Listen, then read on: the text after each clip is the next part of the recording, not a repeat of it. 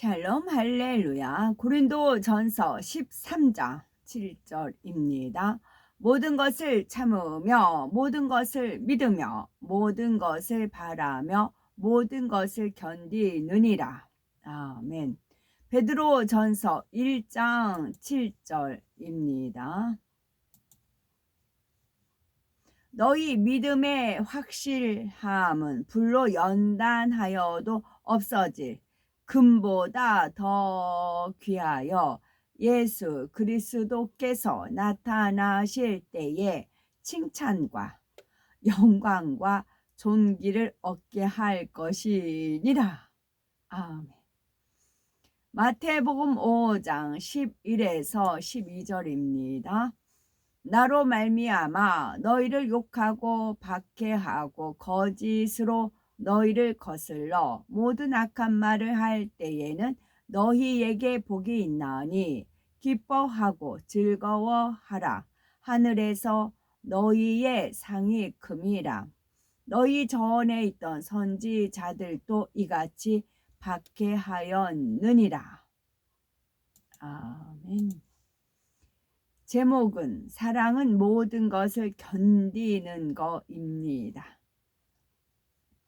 우리가 사랑에 위배되는 모든 것을 참다 보면 그에 따른 여파가 오기 마련입니다. 마치 큰 물결이 지나가면 그 뒤를 따라서 잔 물결이 있는 것처럼 모든 것을 참을 때에도 참는 것으로 끝나는 것이 아니라 시험이 오기도 하고 마음의 고통이 따르기도 합니다. 바로 이런 여파를 견디는 것이 모든 것을 견디는 것입니다. 예수님께서는 악한 자를 대적지 말라 당부하시며 누구든지 네 오른편 뺨을 치거든 왼편도 돌려대며 또 너를 송사하여 속옷을 가지고자 하는 자에게 겉옷까지도 가지게 하며 또 누구든지 너로 억지로 오리를 가게 하거든 그 사람과 심리를 동행하고 네게 구하는 자에게 주며 네게 꾸고자 하는 자에게 거절하지 말라고 권면하셨습니다. 이 말씀대로 악한 자를 대적하지 않고 잠잠히 참는다 해도 그에 따르는 아픔은 어쩔 수 없습니다. 마음이 얼마나 사랑을 일구었느냐에 따라서 느끼는 아픔도 다르지요. 참음의 여파는 이뿐만이 아닙니다. 외부 환경으로부터 올 수도 있지요. 상대가 오른뺨을 때릴 때 참고 왼편을 돌려댔는데 사정없이 왼편 뺨까지 때립니다. 하나님 말씀대로 순종해서 참았는데도 상황이 나아지기는커녕 오히려 더 나빠진 것처럼 보입니다. 다니엘의 경우가 그러하였지요. 다니엘은 사자굴에 들어갈 줄 알고도 기도를 쉬지 않았습니다. 하나님을 사랑했기에 생명의 위협 앞에서도 타협하지 않았지요. 또 자신을 쉬게 하여 죽음으로 몰아가는 무리에게 악으로 대항치 않았습니다. 이처럼 다니엘이 하나님 말씀대로 참으니 상황이 곧바로 좋아졌는지요? 아니죠. 오히려 굶주린 사자가 울부짖는 굴에 던져졌습니다. 하나님의 뜻대로 사랑에 위배되는 것을 참아왔으니 곧바로 시험이 물러가야 할 것 같은데 이러한 연단이 따르는 이유는 무엇일까요? 이는 우리를 온전케 하고 축복을 주시기 위한 하나님의 사랑입니다. 농작물은 비, 바람, 따가운 햇살을 견디므로 실한 열매를 맺듯이 우리도 견디는 시간을 위해서 견디는 시간을 통해서 알곡으로 맺어집니다. 연단을 통해 하나님의 참 자녀로 나오는 것이 바로 인간 경작의 섭리이지요. 실한 열매를 맺듯이 우리도 견디는 시간을 통해 알곡으로 맺어지지요. 했을 때 통해 했을 때는 햇님이 있죠. 해가 따뜻하게 비춰야 알곡이 연글잖아요. 햇님을 통해 우리는 말씀을 통해 연단을 받습니다. 말씀으로 연단을 받습니다. 원수마귀 사단은 하나님의 자녀들이 빛 가운데 살지 못하도록 어찌하든 회방합니다. 호시탐탐 기회를 엿보며 조금의 흠과 티만 보여도 송사하지요. 예컨대 악을 행하는 사람을 볼 때 겉으로는 참지만 마음에는 여전히 보기 싫다, 이해할 수 없다 라는 감정이 있다고 합시다. 이것을 아는 원수마귀 사단이 송사하면 연단이 따릅니다. 마음에 악이 없다고 인정받기까지는 크든 작든 연단이라는 테스트가 따르는 것이지요. 물론 악이 전혀 없다 해도 연단이 오는 경우가 있습니다.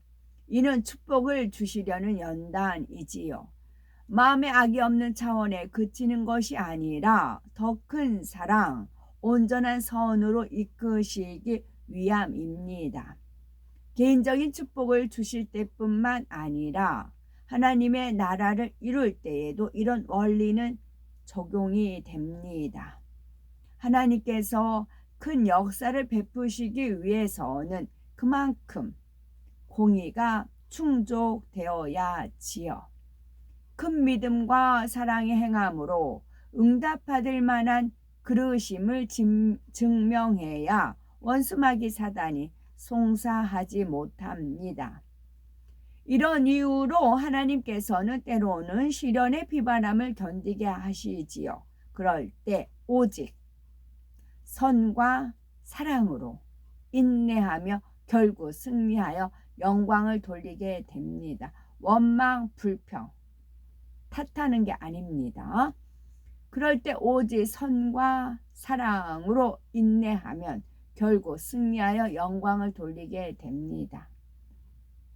특히 주님의 이름을 인하여 받는 핍박이나 고난을 잘 이기면 반드시 축복이 옵니다. 그래서 마태복음 5장 11에서 12절에 나를 인하여 너희를 욕하고 핍박하고 거짓으로 너희를 거스려 모든 악한 말을 할 때에는 너희에게 복이 있나니 기뻐하고 즐거워하라. 하늘에서 너희의 상이 금이라 말씀하셨습니다. 그러면 구체적으로 어떻게 모든 것을 참고 믿으며 바라며 견뎌야 될까요? 모든 것을 참고 믿으며 바라고 견디려면 어떻게 해야 될까요? 첫째는 연단 중에도 하나님의 사랑을 굳게 믿어야 합니다. 둘째, 연단이 소망을 이루는 지름길임을 믿어야 합니다. 셋째, 모든 것을 견디려면 오직 선만 행해야 합니다. 연단 중에도 하나님의 사랑을 굳게 믿어야 합니다. 데살로니가전서 1장 7절에 너희 믿음의 시련이 불로 연단하여도 없어질 금보다 더 귀하여 예수 그리스도에 나타나실 때에 칭찬과 영광과 존귀를 얻게 하려 함이라 말씀하셨습니다. 하나님께서는 우리가 이 땅의 삶이 끝나는 날 칭찬과 영광과 존귀를 얻을 수 있는 자격을 갖추도록 연단을 허락하셨지요. 세상과 타협하지 않고 하나님의 말씀대로 살다 보면 애매히 고난받을 때가 있습니다. 그럴 때마다 내가 하나님의 특별한 사랑을 받고 있구나 하고 믿어야지요. 그러면 오히려 모든 것이 감사의 조건이 됩니다. 나를 더 좋은 천국으로 인도하기 위해서 허락하시 연단이니 얼마나 감사합니까? 이 사랑을 믿되 끝까지 믿어야 합니다. 끝까지요. 믿음의 시련에는 아픔이 따를 수도 있습니다. 연단의 시간이 길어지면은 하나님께서 정말 나를 사랑하실까라는 생각이 들 수도 있습니다. 그럴수록 하나님의 사랑을 믿고 인내해야 지요. 하나님께서는 나를 사랑하시기에 더 좋은 천국으로 이끄신다는 것을 믿어야 지요. 하나님의 사랑을 믿고 끝까지 인내하면 결국 온전한 사람으로 나오게 됩니다. 둘째로 연단이 소망을 이루는 지름길임을 믿어야지요. 로마서 5장 3절에서 4절에 보면 우리가 환난 중에도 즐거워하나니 이는 환난은 인내를, 인내는 연단을, 연단은 소망을 이루는 줄 알미로다 말씀한 대로 연단은 소망을 이루는 지름길입니다. 때로 자신을 볼 때 어느 세월에 변화될까라고 생각할 수도 있지만 연단 끝에 빛나는 보석처럼 연단을 잘 견디므로 변화되고 또 변화되면 결국 하나님을 닮은 온전한 자녀가 됩니다. 그러므로 연단을 통과하기 위해서 부단한 노력을 해야지요. 좀 더 쉬운 길로 가기 원하는 것이 사람의 마음이지만 연단을 피해 가면 그만큼 더딜 수밖에 없습니다. 만약 주위에 사사건건 트집을 잡는 사람이 있다면 어떨까요? 실은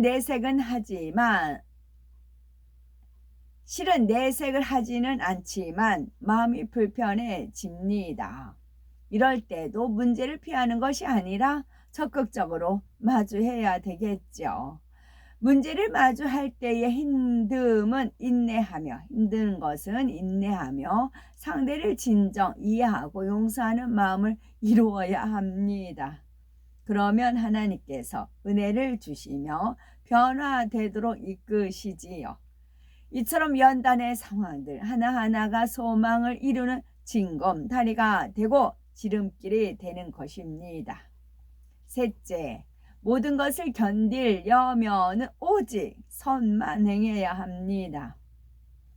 하나님 말씀대로 모든 것을 참았는데도 상황이 나아지지 않으면 많은 사람이 누구를 원망합니까? 하나님을 원망합니다. 왜 상황이 바뀌지 않습니까? 하고 불평하지요. 육적으로 보면 시험 환난은 사람이나 환경으로 인해 오는 것처럼 보이지만 영적으로는 그렇지 않습니다. 모든 믿음의 시련은 원수 마귀 사단이 가져다 주는 것입니다. 그 시험 환난은 선과 악의 싸움이지요. 시험 환난은 선과 악의 싸움입니다. 영적 싸움에서 승리하려면 영계의 법칙대로 싸워야 합니다. 영계의 법칙은 결국 선이 승리합니다. 로마서 12장 21절에 악에게 지지 말고 선으로 악을 이기라 말씀하셨지요. 때로는 선을 행하면 지는 것 같고 손해보는 것 같지만 반드시 선은 승리합니다. 공의로우신 하나님께서 인생의 생사화복을 주관하시기 때문이지요. 혹여 시험 환난 핍박이 온다면 더욱 선을 행해 보시기 바랍니다. 우리에게 저 사람 때문에 힘들다라고 내가 저 사람 때문에 힘들다라고 느껴지는 사람이 있습니까? 걸핏하며 불평하고 토라지고 안하무인하여 도무지 이해가 되지 않는 사람이 있으신지요? 마음의 참 사랑을 이루면 견디기 힘든 사람이 없습니다.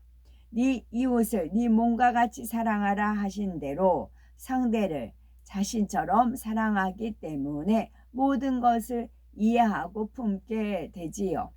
하나님께서도 우리들을 이러한 사랑으로 이해하고 견뎌 주십니다.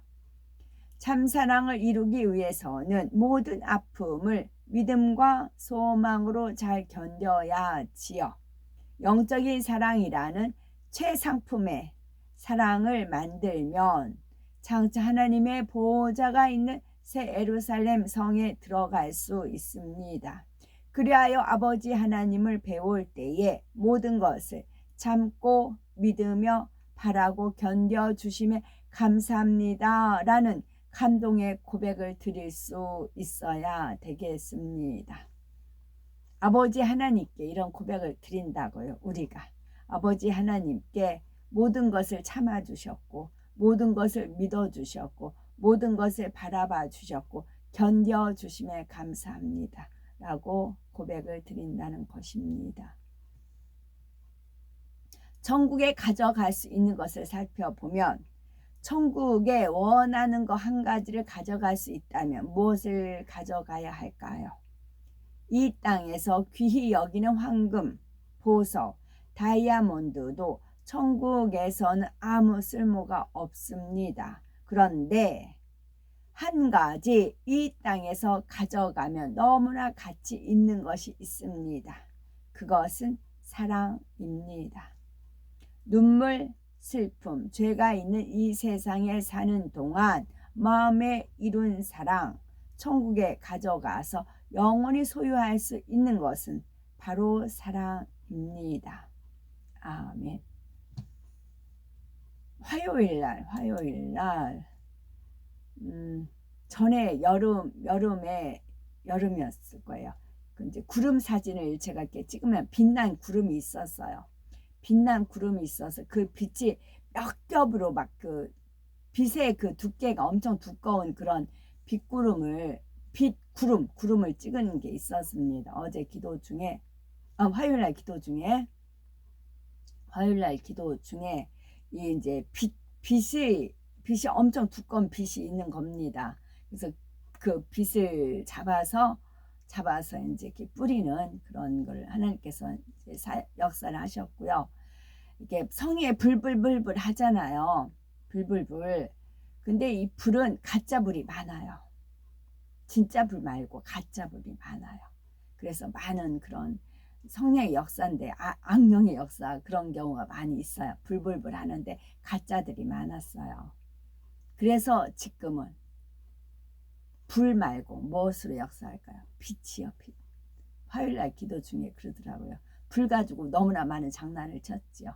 그래서 그 재단에 그 다른 불 들였다가 이렇게 죽은 그런 사례가 있잖아요. 그래서 그런 거였고, 그래서 빛이다 이제는. 일어나 빛을 발하라. 네 빛이 이르렀고 여호와의 영광이 네 위에 임하였나니 그 말씀을 떠올려 주시면서 빛이다 그러시더라고요. 근데 이 빛도 다이아몬드도 뭐 캐럿이 나누어지잖아요. 두께에 따라 틀리잖아요. 이 빛도 무한히 두껍대요. 이 빛도 무한히 두껍다고 하시더라고요. 빛도 그래가지고 그 이제 은혜 가운데 손을 뻗쳐서 그 빛을 딱 잡았을 때 이제 뿌리는 그런 역사를 하나님께서 펼치셨습니다. 아멘.